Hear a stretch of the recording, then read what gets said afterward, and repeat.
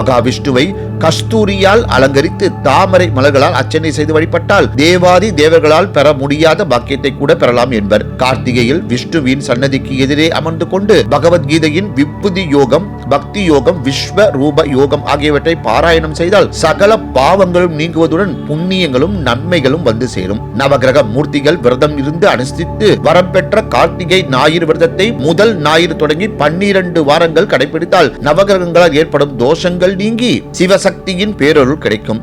ஆண்டுதோறும் கார்த்திகை மாத ஞாயிற்றுக்கிழமைகளில் அதிகாலை 5 மணி முதல் 6 மணிக்குள் சிவபெருமானும் பார்வதி தேவியும் அஸ்திர தேவரோடு பிரகார வலம் வந்து குப்த கங்கையின் கிழக்கு கரையில் ஆசி வழங்கி அருள்கின்றனர். கார்த்திகை மாதத்தின் ஞாயிற்றுக்கிழமைகளில் இந்த குப்த கங்கையில் நீராடினால் பிரம்மகத்தி தோஷங்கள் உண்ட பாவம், திருடுவதால் வரும் பாவம் மற்றும் மன சஞ்சலத்தால் ஏற்பட்ட பாவங்கள் ஆகியவை நீங்கிவிடும் என்று பிரம்மாண்ட புராணம் கூறுகின்றது. கார்த்திகை மாதத்தின் 30 நாட்களிலும் அதிகாலையில் நீராடி சிவ விஷ்ணு பூஜைகள் மற்றும் தீப தானம் செய்து வீட்டின் எல்லா இடங்களிலும் தீபங்களை வரிசையாக ஏற்றி வைத்து வழிபட்டால் குறைவற்ற மகிழ்ச்சி உண்டாகும். சென்னை திருவொற்றியூர் ஆதிபுரீஸ்வரர் கோவிலில் புற்று வடிவிலான லிங்க திருமேனியில் புனுங்கு தைலம் சாத்தி கவசம் போட்டிருப்பார். கார்த்திகை பௌர்ணமி தொடங்கி 3 நாட்கள் மட்டும் இங்கு கவசம் இல்லாத ஈசனை தரிசிக்கலாம். கார்த்திகையில் நம்முடைய உடல் மற்றும் உள்ளத்தில் இயக்கம் சீராக இருக்கும். எனவே இம்மாதத்தின் முதல் நாள் அன்று தர்ம சாஸ்தாவாகிய ஐயப்பனுக்கு மாலை அணிந்து விரதம் மேற்கொள்ளப்படுகின்றது.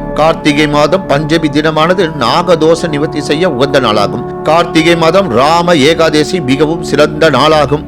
ஒளி பொருந்திய ஏகாதேசி என்று பொருள். அன்று பெருமாள் கோவிலுக்கு சென்று நெய் தீபம் ஏற்றி 11 முறை வலம் வந்து வணங்கினால் தாயின் அன்பு போல் பெருமாளின் ஆசி கடாட்சம் பெருகி வாழ்க்கையில் செல்வம், ஆரோக்கியம், மன நிம்மதி அதிகரிக்கும். நன்றி, வணக்கம், வாழ்க வளமுடன்.